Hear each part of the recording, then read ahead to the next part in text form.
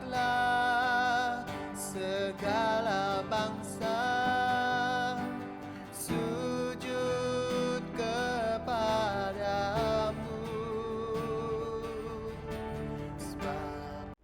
Shalom dan selamat pagi buat kita. Saya percaya pada hari ini, dimanapun kita berada, kita dalam keadaan baik-baik, dan salam sejahtera buat kita semua yang hadir pada hari ini. Dan saya percaya damai sejahtera Tuhan ada bersama kita pada hari ini.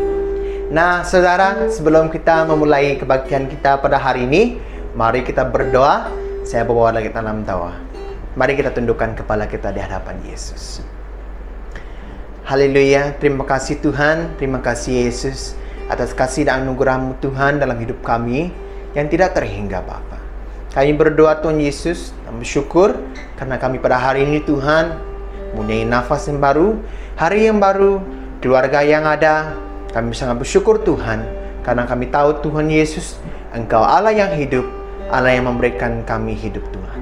Kami berdoa Tuhan Yesus dari awal pertengahan hingga akhirnya Tuhan Yesus, kebaktian kami pada hari ini kami serahkan dalam tangan-Mu Tuhan, karena kami tahu Engkau Allah yang patut dipuji dan disembah Tuhan.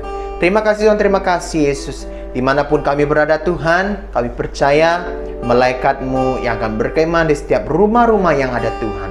Baik dimanapun kami berada, Engkau ada bersama kami Yesus. Terima kasih Tuhan, terima kasih Yesus. Ini doa kami di dalam nama Tuhan Yesus. Semua kita yang percaya katakan amin. Haleluya. Haleluya. Mari kita berikan tepuk tangan yang meriah buat Tuhan kita Yesus. Haleluya. Nah mari saudara kita teruskan memuji Tuhan pada hari ini. Kita naikkan pujian kita buat Tuhan kita Yesus. Haleluya. Mari tepuk tangan buat Tuhan kita.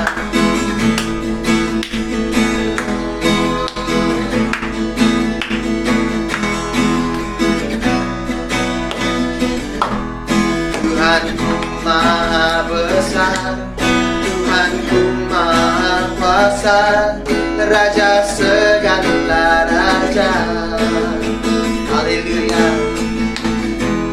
Dia takkan tergoyahkan, Dia takkan terkalahkan. Dia hidup dan berkuasa. Serukan namanya, serukan namanya. Yesus Tuhan Raja, segala kuasa tunduk dalam namanya. Dia luar biasa, perkasa mulia. Yesus nama di atas segala nama.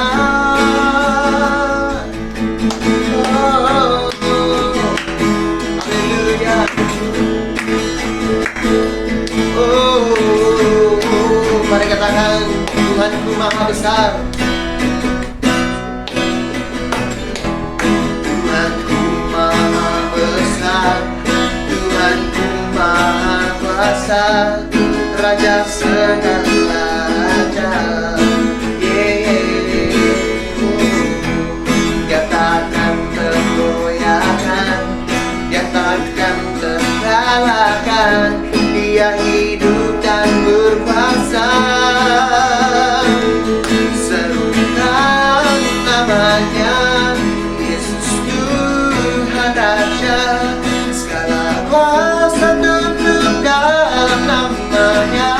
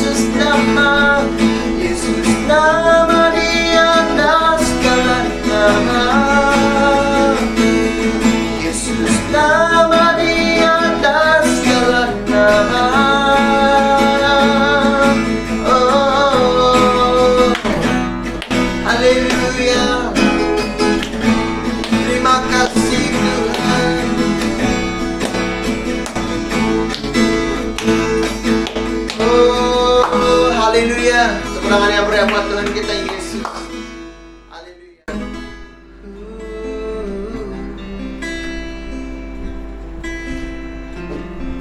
Haleluya. Terima kasih.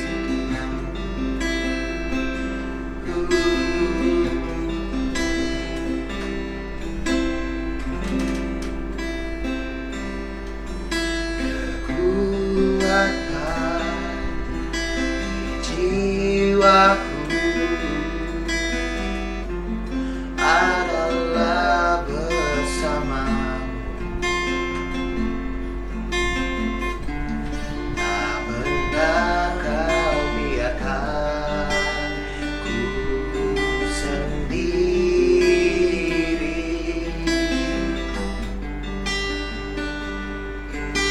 Kekuatan di jiwaku adalah bersamamu. Tak pernah ku ragukan kasih-Mu.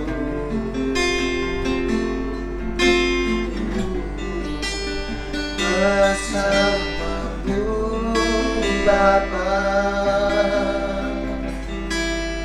ku lewati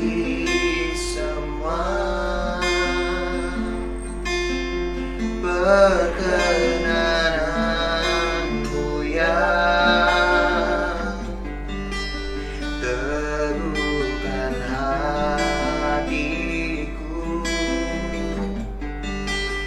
Engkau yang bertindak, memberi pertolongan.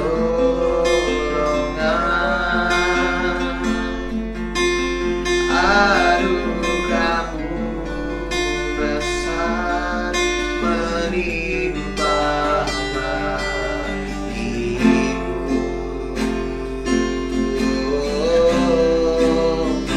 Mari kita datang ke hadirat Tuhan.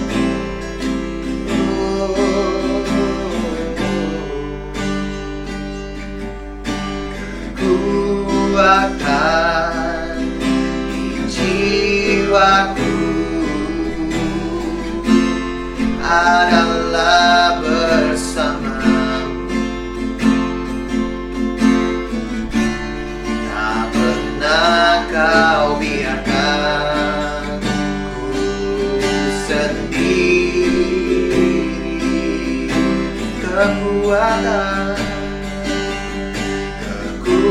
Kekuatan di jiwaku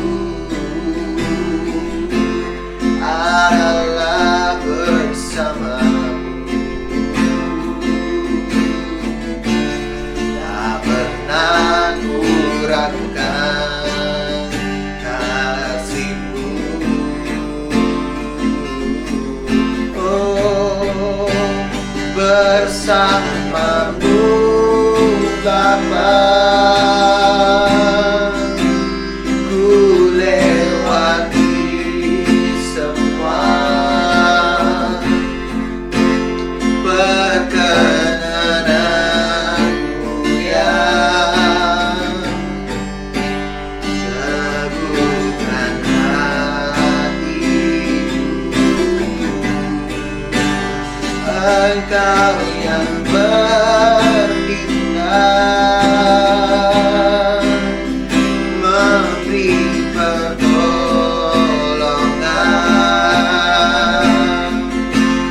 Anugerah-Mu besar menimpa bagiku. Bersama-Mu Tuhan, oh, bersama-Mu Bapa. Yes Lord, ku lewati semua perkenanan-Mu yang teguhkan hatiku. Engkau Engkau yang berikan, memberi pertolongan. Anugerah-Mu besar melimpah hati. Anugerah-Mu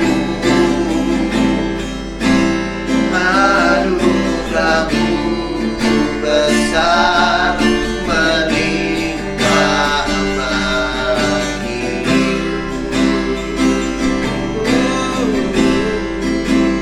Anugerah-Mu besar melimpah bagiku. Oh, terima kasih Tuhan, melimpah bagi kami Yesus Tuhan. Kasih-Mu Yesus, kasih-Mu Tuhan.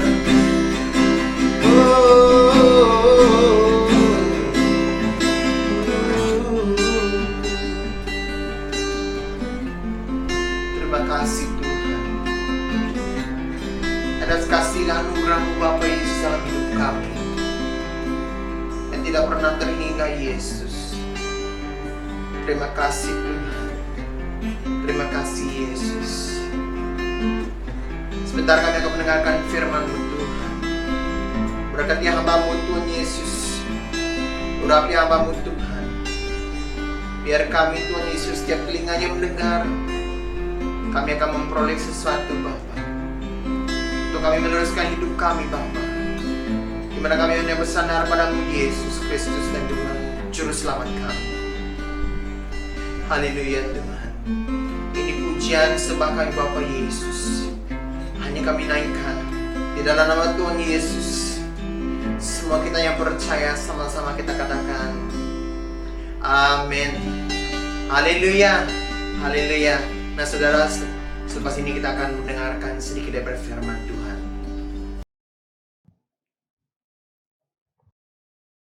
Haleluya. Praise the Lord. Shalom.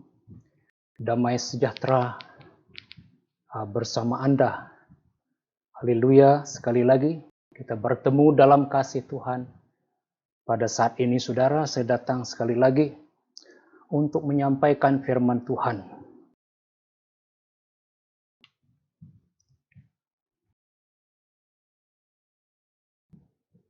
Dan pada kali ini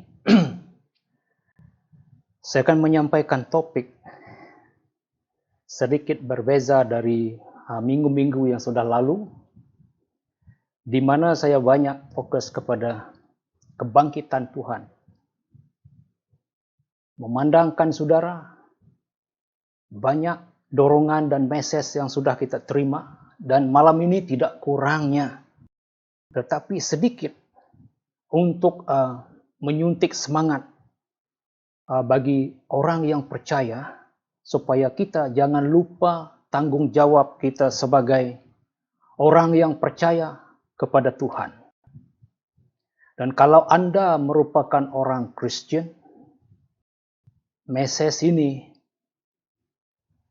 memberi semangat, menyegarkan Anda kembali untuk melihat apa yang akan Tuhan lakukan dalam gerejanya, dalam hidup pribadi kita yang percaya kepada Tuhan. Kita perlu melihat dari pandangan Alkitab siapa Yesus sebenarnya, saudara. Karena topik kita malam ini sebenarnya adalah Yesus lebih daripada penyembuh.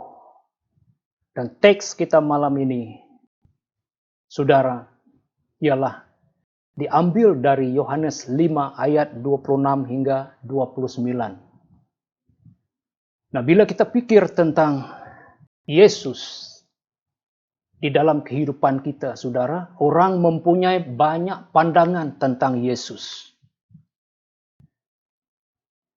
Waktu Yesus bersama dengan para muridnya, Yesus pernah bertanya mengenai apa pandangan orang, apa yang orang katakan tentang Yesus.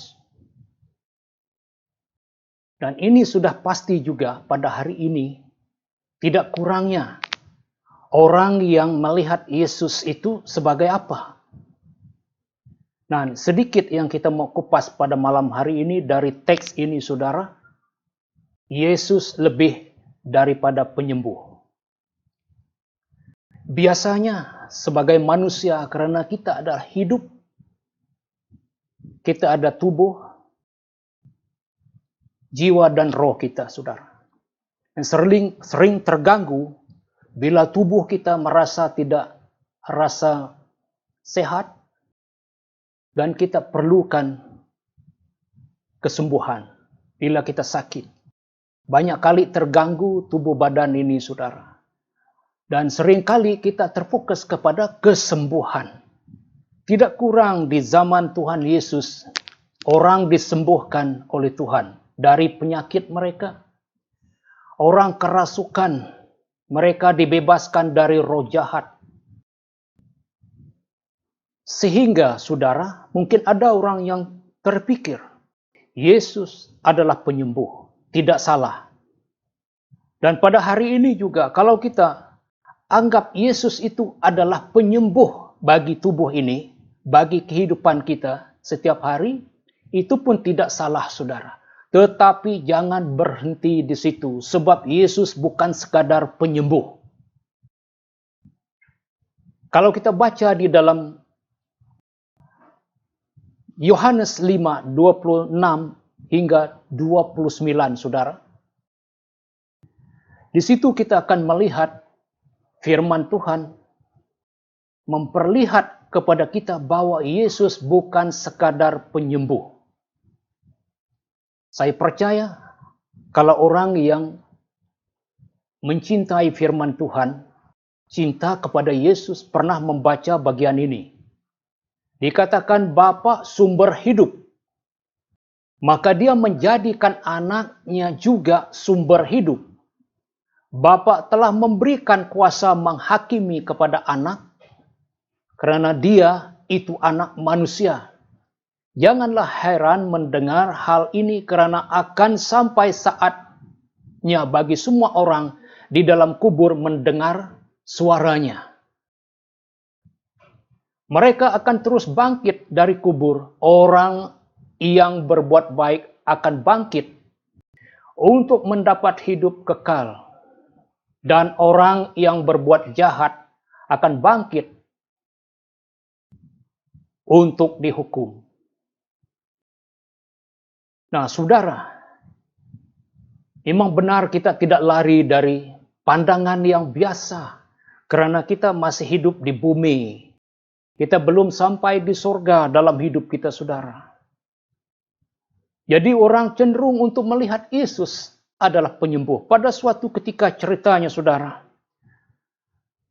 ketika Yesus berada di seberang Tasik Galili, ada suatu peristiwa yang membabitkan seorang dari pembesar Yahudi bernama Jairus. Pada masa itu anaknya sakit sangat kritikal. Dan dia sangat terdesak. Keperluannya perlu ditenangi ataupun perlu secara orang kata itu perlu diselesaikan dengan segera. Saudara. Tetapi pada masa itu Yesus tidak berada di tempat itu. Sebab dia sedang melayani di seberang Tasik Galili. Tetapi mereka tahu bahwa Yesus dalam perjalanan balik. Maka di dalam cerita itu mengatakan bahwa ramai orang datang di tempat itu menantikan Yesus. Sebab sebelumnya memang mereka tahu, mendengar Yesus ini banyak telah melakukan mujizat. Menyembuhkan orang sakit. Dan salah satu daripadanya adalah Jairus. Bila Yesus datang di sana, dia berlutut di kaki Yesus. minta supaya Yesus datang ke rumahnya untuk menyembuhkan anaknya. Nah, untuk meringkaskan cerita ini, saudara, dalam perjalanan Yesus datang ke rumah Jairus. Ada juga orang yang sakit. Dia hanya menyentuh jubah Yesus, dia disembuhkan.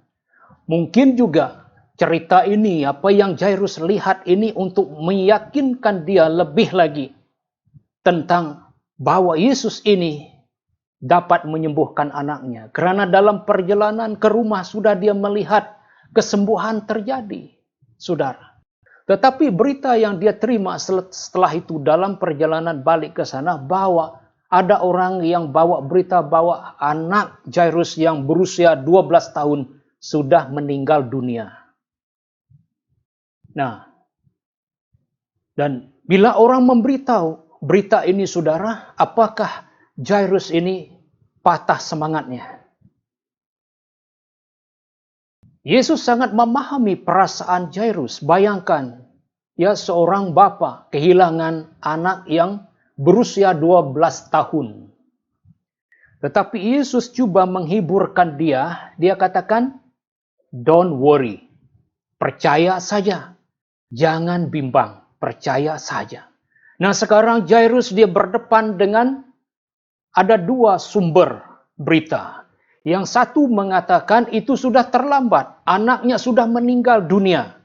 Yang satu mengatakan jangan bimbang, percaya saja. Dan dia di pertengahan persimpangan jalan semada percaya kepada sumber yang satunya itu memang benar. Tetapi orang yang dipanggil untuk menyembuhkan anaknya berada di tempat itu, apakah dia mampu? Apakah itu kesudahannya? Ataupun lebih baik Jairus katakan, tidak apalah, anak saya sudah meninggal dunia. Tetapi saudara, perjalanan itu diteruskan. Sehingga akhirnya kita tahu bahwa anak itu dibangkitkan dari antara orang mati. Muliakan Tuhan, saudara. Katakan, Yesus adalah pembangkit semula. Nah, mari kita lihat di sini, saudara. Kalau menyembuhkan orang pada masa itu, saudara, itu perkara yang luar biasa dalam sejarah orang Yahudi. Karena kalau kita belajar tentang jarak pemisahan antara perjanjian lama dan perjanjian baru, Tuhan tidak mengutus nabi selama 400 tahun sebelum kedatangan Tuhan Yesus. Maka itu topik yang sangat panas pada masa itu bila Yesus tampil ke depan menyembuhkan orang sakit, mengusir roh jahat, saudara. Dan tanpa ada seperti yang kemudahan teknologi pada hari ini, orang cerita, kemana saja cerita itu, saudara, tersebar bahwa Yesus ini ada kuasa menyembuhkan orang sakit, maka tidak heran kalau Yesus ini digelar adalah penyembuh tabib ilahi. Dia dapat menyembuhkan orang sakit. Dan selain daripada itu juga, Yesus dilihat oleh para muridnya, saudara. Kalau kita lihat, bukan hanya mujizat, banyak mujizat yang mereka melihat. Tapi kali ini, saudara, suatu yang berbeza. Sebelum kita sampai ke ayat itu, saudara, saya mau bahwa ada 3 poin saja pada malam hari ini, saudara. Yang pertama, Alkitab mengatakan Bapa sumber hidup. Maka dia menjadikan anak. Anak di sini adalah Yesus sendiri. Menjadikan anak juga sumber hidup. Berarti ada hidup di dalam dirinya, saudara. Itu harus kita memahaminya. Yesus adalah sumber hidup. Kalau dia lebih daripada penyembuh, siapa lagi Yesus, saudara? Dia adalah sumber hidup. Itulah tidak heran bila kita lihat, saudara, baca Alkitab, Yesus bangkit dari antara orang mati. Ada orang bertanya, siapa yang bangkitkan Yesus dari mati, saudara? Kalau menurut firman Tuhan, kalau kita baca, belajar betul-betul siapa yang bangkitkannya, saudara. Ada yang mengatakan Bapa. Betul, ada ayat itu mengatakan. Tapi kalau belajar semakin mendalam bahwa Yesus sendiri juga saudara ada di situ. Sepertinya bukti waktu Tuhan Allah menciptakan bumi dalam Kejadian, ada 3 pribadi terlibat di situ saudara. Dengan mengatakan, let us, mari kita menciptakan manusia menurut rupa dan gambar dan rupa kita. Perkataan kita yang digunakan di sana Elohim, plural, maknanya 3 pribadi ini. Tuhan, kalau cakap tentang God di sini sebenarnya itu bukan nama, itu title. Yesus sendiri adalah Tuhan. Di mana di dalam firman Tuhan mengatakan bahwa Yesus ini, saudara, dia tidak takut menghilangkan nyawanya karena dia mau menyelamatkan orang dari kutuk, dari dosa, dari maut, dari neraka. Dia merelakannya pergi, menghilangkan nyawanya supaya dia juga dapat mengambilnya balik. Dia dapat memberikan dan dia dapat mengambilnya balik. Kalau Yesus itu sumber kehidupan, saudara, sekarang kita harus lebih daripada lihat Yesus sebagai penyembuh. Kita harus lihat dia adalah sumber kehidupan, sumber hidup. Nah, bila kita hanya anggap ataupun jadikan Yesus sebagai penyembuh, dan hubungan kita dengan Yesus hanya antara pesakit dan penyembuh. Betul kan? Dan bagi manusia, bila dia sakit, dia akan cari Yesus. Kalau itu sekadar hubungan kita antara pesakit dan penyembuh, Yesus penyembuh, aku adalah pesakit. Saat aku sakit, aku mencari Tuhan. Tapi bila aku sudah sembuh, dan apa aku perlu Tuhan lagi? Itulah sebab tidak cukup kalau kita katakan Yesus itu penyembuhku. Ataupun kita katakan dia ada juru selamat karena menyelamatkan saya dari penyakit. Ya memang benar Yesus juru selamat. Dia menyelamatkan kita dari dosa kita saudara. Tapi dia bukan hanya juru selamat. Lebih daripada juru selamat, dia adalah Tuhan. Kalau dia sumber hidup, saudara, dia adalah Tuhan. Jadi apa yang mati, dia dapat bangkitkannya. Amin, saudara. Haleluya. Jadi bagi kita yang berhubung dengan Yesus ketika kita sakit, saudara, harus berubah. Lihat Yesus lebih dari penyembuhmu.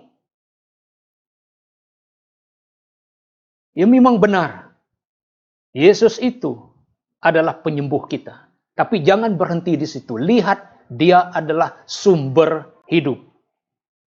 Dan yang kedua saudara, yang mungkin tidak populer ataupun begitu dikenal karena kita tidak mengkaji Alkitab. Jangan lupa saudara, selain dari dia juru selamat, dia penyembuh, Yesus sebenarnya menjadi hakim. Lihat di sini. Bapa telah memberikan kuasa menghakimi kepada anak. Karena dia itu anak manusia. Janganlah heran mendengar hal ini karena akan sampai saat bagi semua orang di dalam kubur mendengar suaranya. Bayangkan saudara. Bukan orang hidup saja yang mau mendengar Yesus. Bila pernah kita dengar di bumi ini saudara, orang yang hidup bercakap dengan orang dalam kubur sana. Ini merupakan suatu yang luar biasa terjadi. Kalau bukan Tuhan yang berkuasa atas orang hidup dan orang mati, saudara. Dia katakan hakim ini luar biasa. Bila dia datang, dia akan bercakap. Orang dari kubur akan bangkit. Inilah hakim. Dan mereka bangkit ini ada tujuan, saudara. kita akan lihat. Yang ketiga ini saudara, Yesus pembangkit semula. Kalau dalam bahasa Inggris itu resurrector. Yang telah bangkit, dibangkitkan menjadi pembangkit semula. Namanya adalah Yesus. Nah, lihat di sini saudara, dia lebih dari penyembuh. Dia adalah sumber kehidupan dan dia pembangkit semula. Resurrector. Dan apa yang terjadi di sini? Bila sampai waktunya, Alkitab mengatakan ada dua kebangkitan terjadi pada masa yang akan datang ini. Mereka akan terus bangkit dari kubur.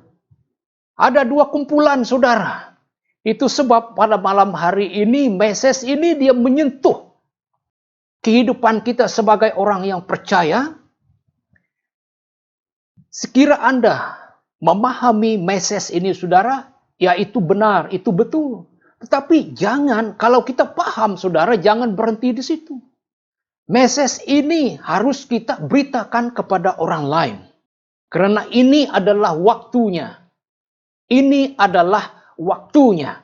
Kita memberitakan tentang ini bahwa penghakiman keadilan akan terjadi.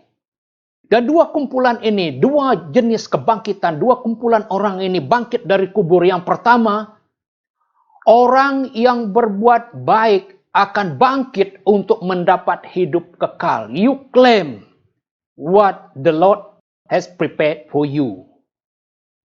That's for you. Dan itu berita baik untuk orang yang percaya, untuk orang Kristen yang sudah mengenal Yesus Kristus, yang sudah percaya. Saudara, bukan hanya menjadi Kristen saja. Tanya diri sendiri sekarang, sudahkah Anda bertobat? Anda tak boleh bersembunyi, saudara. Dan kumpulan yang kedua bangkit dari kubur adalah dikatakan dalam firman Tuhan, dan orang yang berbuat jahat akan bangkit untuk dihukum. Haleluya.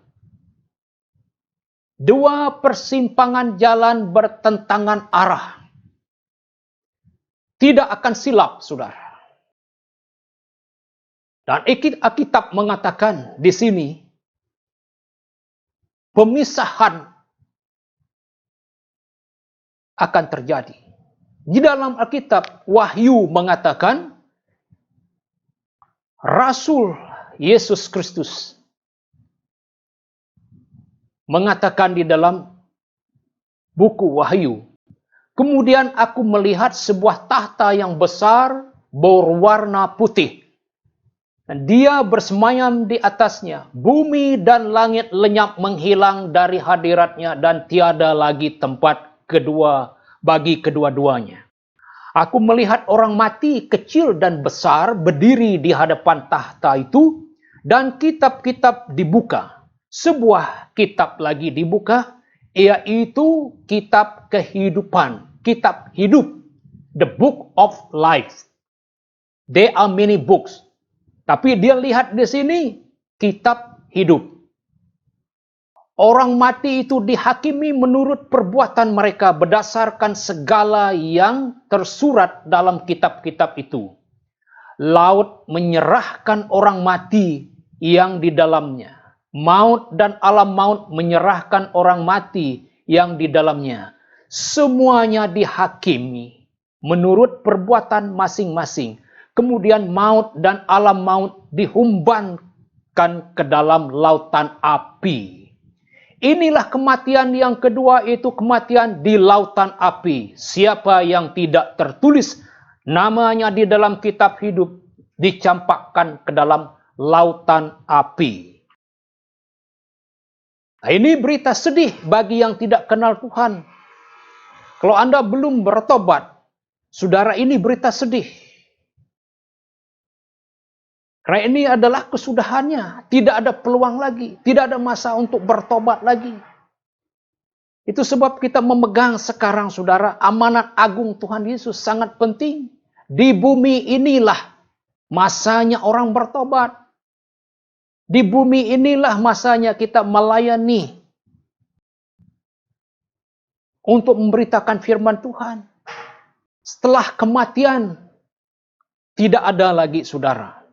Jangan coba buat doktrin dan ajaran untuk mendoakan orang mati. Itu hanya menyenangkan, menyedapkan, menyeronokkan orang yang mendengar saja, saudara. Kadang-kadang orang tahu, orang yang sudah mati itu belum kenal Tuhan, saudara.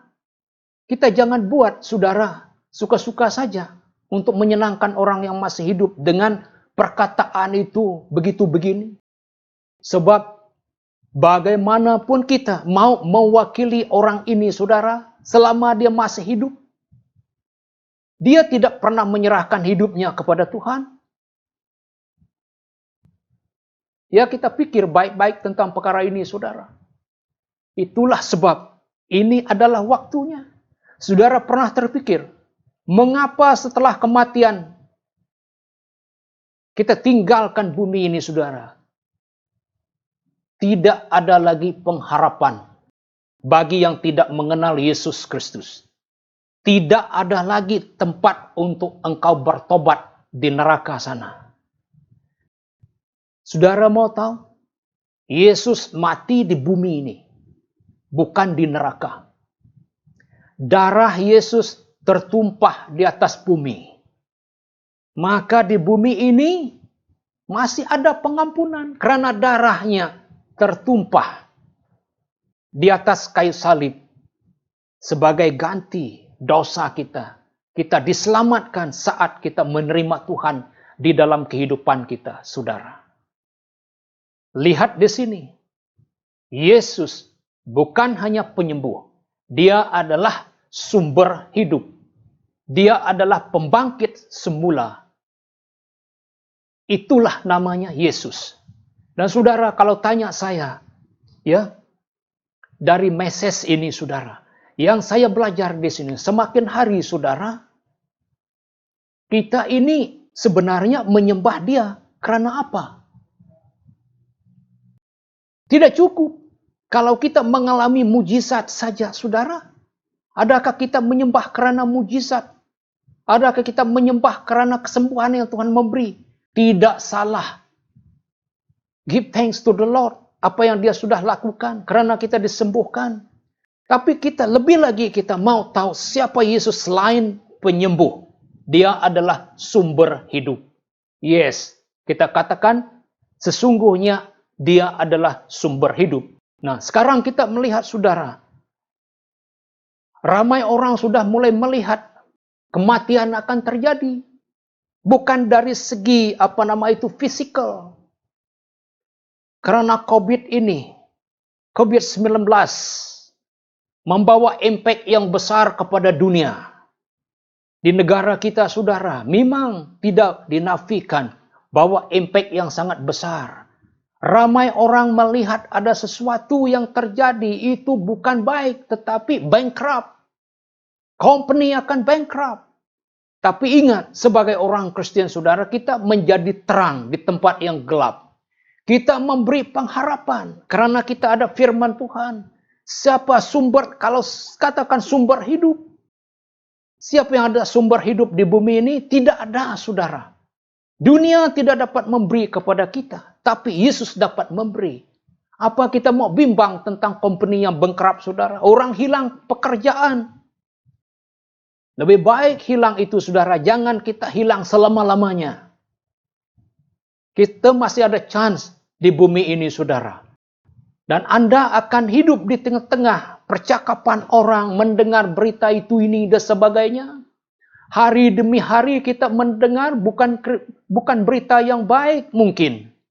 Orang yang bertambah, orang yang sakit, yang positif, yang akan bertambah mungkin, saudara. Tapi kalau kita berdoa, saudara, dia bukan semakin bertambah, tapi semakin berkurang. Tuhan menyelamatkan, menyembuhkan negeri kita, negara kita. Tapi yang tidak boleh tidak berlaku, saudara, impact yang sangat besar itu. Ramai orang sudah memikirkan apa yang akan terjadi selepas ini. Bisnis akan bankrupt. Orang akan putus kerja. Tapi saudara jangan lupa, kita punya Tuhan itu lebih besar daripada masalah ini. Amen. Yesus jauh lebih besar daripada masalah kita. Kita perlu melihat kepada itu. Tidak salah kalau kita melihat kita punya masalah ini besar seperti Jairus. Karena dia dapat melihat masalah dia itulah. Dia tahu tidak ada orang yang dapat tolongnya. Dia melihat, dia mendengar. Orang ini luar biasa. Dia bertemu dengan Yesus. Bagi saya tidak salah. Kalau kita melihat, kalau kita sadar bahwa kita punya masalah. Tidak ada orang yang dapat menolong kita. Tidak kira kita punya bos tak boleh tolong. Kita punya saudara tak boleh tolong kita. Family tak boleh tolong kita. Karena mereka adalah manusia biasa seperti kita. Kita perlu bertemu dengan orang yang luar biasa untuk menolong kita. Namanya Yesus. Kita harus berani seperti Jairus. Jangan kira kau punya pangkat, saudara. Saya tidak kira kau punya pangkat, saudara. Sebab kita ini masih manusia. Siapapun kita, saudara, kita punya umur ini sudah dicatat di surga. Bila kita akan tinggalkan dunia ini, saudara, Alkitab mengatakan sudah terhitung. Your days are numbered. Harus ingat ini, saudara. Saya tidak ada hak untuk menentukan berapa lama saya mau hidup di bumi ini. Hanya satu hal saya tahu. Bila saya tinggalkan bumi ini, dunia ini, saudara, saya akan bertemu dengan Tuhan Yesus. Itu berita yang baik, saudara. Haleluya. Dan saudara, sudahkah saudara bersedia? Bila saya melihat firman Tuhan ini, saudara, kita punya tugas ini belum lagi selesai. Tapi tugas Tuhan Yesus di atas kayu salib itu sudah selesai. Penebusan dosa sudah selesai. Jangan ditambah, jangan dikurang lagi. Tak perlu ditambah lagi, saudara. Darahnya, hidupnya telah diserah kepada dunia ini, saudara. Nah sekarang bagi kita yang sudah percaya kepada Tuhan, message ini mendorong kita, bukan hanya menyegar dan meneguhkan kita, saudara, tetapi firman ini untuk memberi suntikan kepada kita, berani bersaksi di tengah-tengah badai yang hebat pada saat ini, saudara. Jangan cuti. Kita tetap di mana kita berada, kita tetap menjadi saksi Tuhan. Saudara, bila kita lihat ini, message yang harus kita bawa balik ke rumah. Adakah Anda bersedia untuk bertemu dengan Tuhan? Ini satu pertanyaan. Kalau sekiranya esok Anda akan pergi, adakah Anda bersedia bertemu dengan Tuhan? Sebab Tuhan akan datang dalam hidup Anda bila-bila masa. Jangan mengetepikan atau menangguhkan membuat keputusan untuk menjadikan Yesus Kristus sebagai Tuhanmu. Buat keputusan malam ini, saudara. Pertimbangkan risiko yang Anda ambil. Kalau Anda tidak membuat keputusan seperti yang Tuhan maukan, Dia maukan supaya Anda datang kepadanya. Anda boleh mati pada bila-bila masa dan Tuhan boleh datang bila-bila masa. Walau bagaimanapun akan terlambat untuk mengubah pikiran Anda.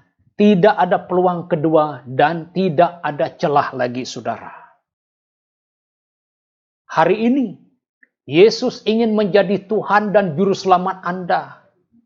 Dan adakah Anda rela menyerahkan hidup? Kalau belum bertobat, yang Kristen ini, saudara, hanya menjadi Kristen saja, serahkan hidup kepada Tuhan. Saat ini, Dia memberikan nyawanya untuk mewujudkannya. Bayangkan supaya engkau mendapat hidup, Dia memberikan hidupnya.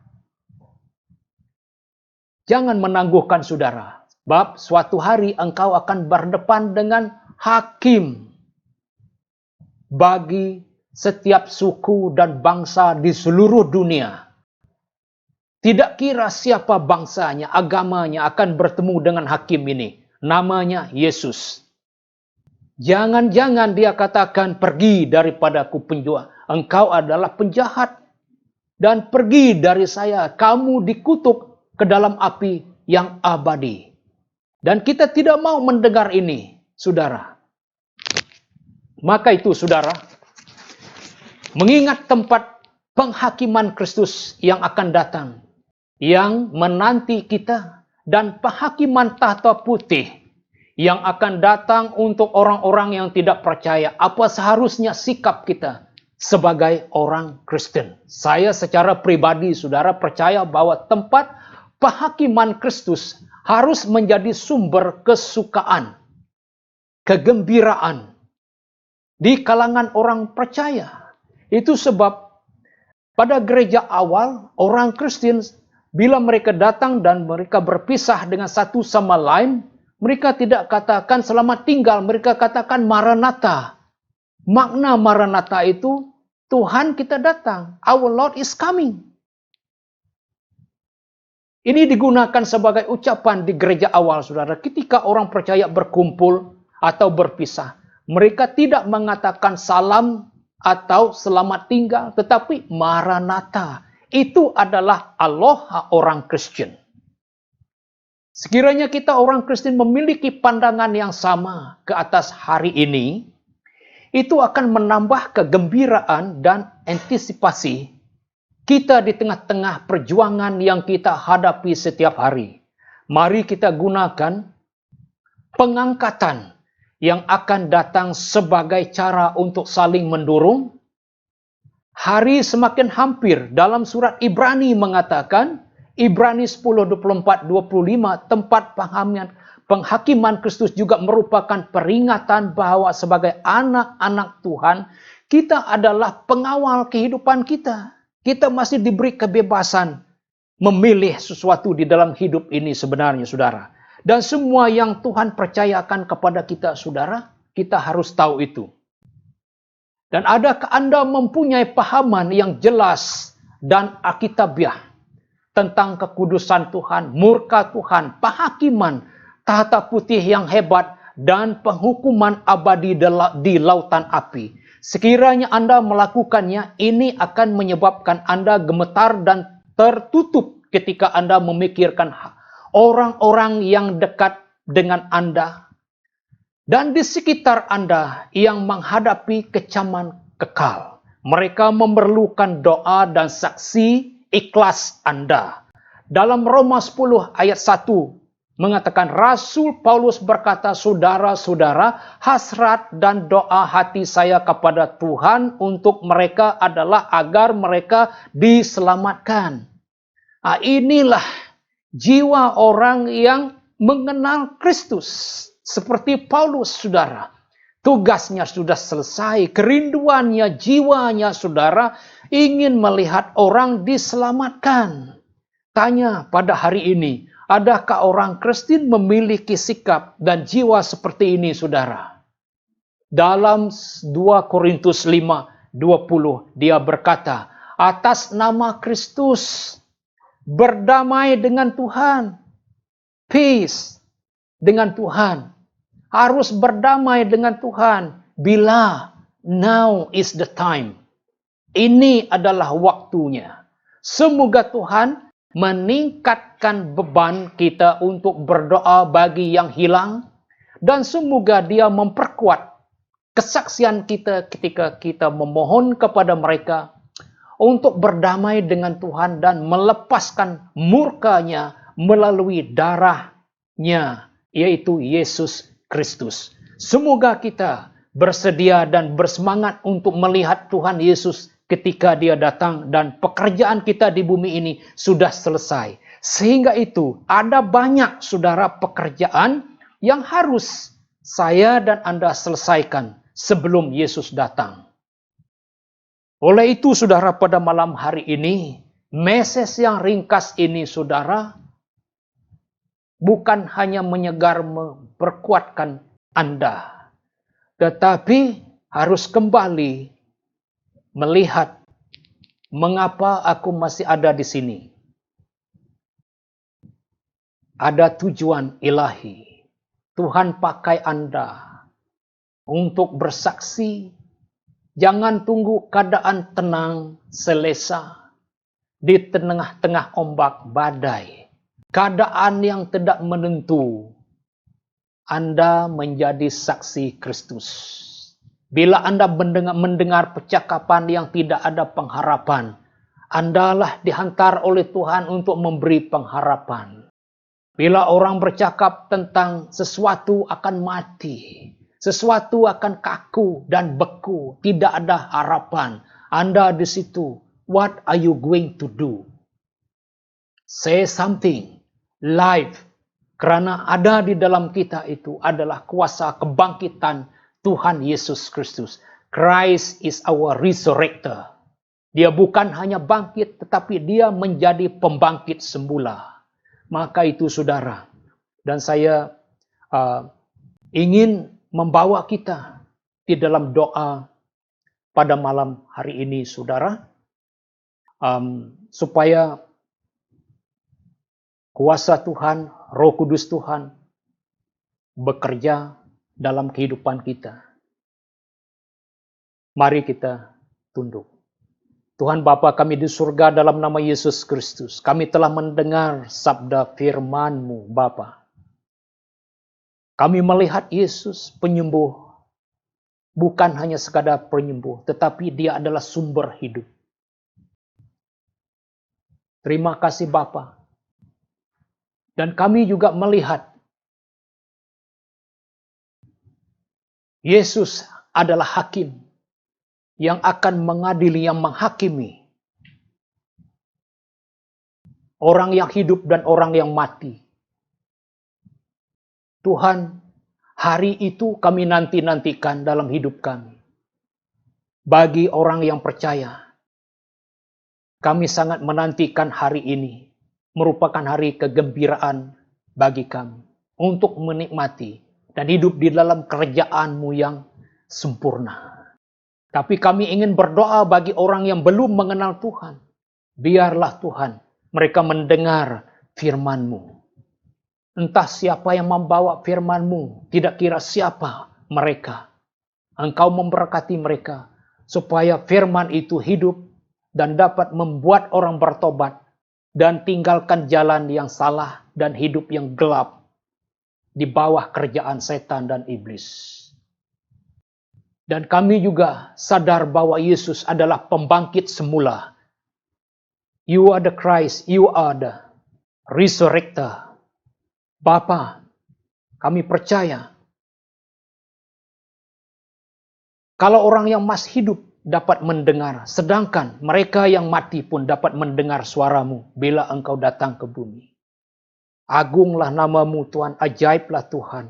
Engkau layak menerima puji dan syukur dari umat-Mu di bumi dan di surga. Kami mengucap syukur Tuhan, dan doa ini kami panjatkan dalam nama Yesus Tuhan dan Juru Selamat kami. Amin. Sekian, terima kasih, Tuhan memberkati Anda. Amin. Haleluya, beri tepuk tangan buat Tuhan kita Yesus. Haleluya.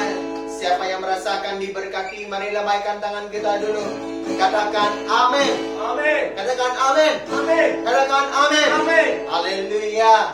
Haleluya. Nah, mari saudara, pada masa ini kita akan memberi masa untuk kita ingin memberi yang terbaik buat Tuhan kita. Jadi saudara, mari kita sambil tahu dijalankan baik dimanapun Anda berada, baik di rumah ataupun di gereja ataupun dimanapun Anda berada, saudara, kita terus jalankan tangguh persembahan kita. Nah saudara, sedikit peringatan buat kita, jika kita daripada gereja yang lain bersama kita pada hari ini, nah saudara, kita boleh juga mengumpul persembahan, tapi kita serahkan uang persembahan Anda kepada gereja masing-masing. Oke? Jadi dengan itu saudara, bagi gereja BM Community Luthor, kita boleh memberikan uang persembahan kita melalui online transfer yang telah diberikan kepada kita melalui WhatsApp dan juga pada sekarang ini. Oke? Dipaparkan di dalam screen. Jadi saudara, dengan sambil tetap dijalankan, mari kita naikkan pujian kita buat Tuhan. Karena pujian kita bagi Tuhan kita tidak akan pernah berhenti sampai Tuhan Yesus datang kedua kalinya. Haleluya. Mari kita terus puji Tuhan.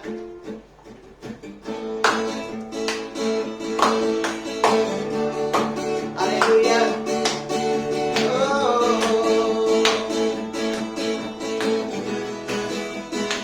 Aku lantang-lantang Engkau Yesus. Aku dari ada kebaru harap kerjaku ya. Aku masuki karenamu, memesai penantang hati aku. Aku lantang Engkau Yesus. Aku lantang haleluya, lantang Engkau Yesus. Aku dan tiada kembali, harap kerjaku ya. Aku masuki karenamu, memesai penantang hati aku. Aku lantang Engkau Yesus. Aku rindu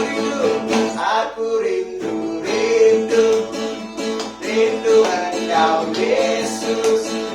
Aku dan tiada kembali, harap kerjaku ya. Aku masuki karenamu, haleluya, memesai penantang hati aku. Aku rindu Engkau Yesus. Aku lantang, haleluya, lantang Engkau Yesus. Aku dan tiada kembali, harap kerjaku ya. Aku masuki karenamu, memesai penantang hati aku. Aku lantang Engkau Yesus. Aku lantang Engkau Yesus. Aku lantang Engkau Yesus. Haleluya. Tangan yang mulia buat Tuhan kita Yesus. Haleluya. Nah jemaat, jadi sebelum kita mengakhiri kita punya kebaktian pada hari ini, jadi ada beberapa pengumuman yang ingin disampaikan. Yang pertama, malam doa kita itu yang akan diadakan ataupun yang akan live streaming pada hari Kamis malam jam 8 malam. Seterusnya kita ada save group pada hari Sabtu juga akan live streaming pada 8 malam. Oke, kita bersama-sama dengan keluarga kita, bersama-sama dengan kawan-kawan kita, dimanapun kita berada, bersama-sama duduk bersama. Dan seterusnya kita akan ada kebaktian hati kita seperti biasa. Kita akan bermula jam 9 pagi di live streaming kita di FB dan di YouTube. Jadi itu saja. Jadi saudara, sampai di sini saja kebaktian kita pada hari ini. Saya percaya dan saya imani saudara, kita sama-sama imani bahwa damai sejahtera Tuhan ada bersama Anda. Shalom Tuhan akan menyertai Anda dimanapun Anda pergi dan dimanapun Anda berada. Tetap Tuhan akan menyertai kita. Dan saya percaya darah Yesus yang telah mati pada kayu salib akan menyertai kita dan melindungi kita dari segala penyakit yang ada dimanapun kita berada. Ya saudara, duduk di rumah, stay at home, stay healthy, Tuhan memberkati.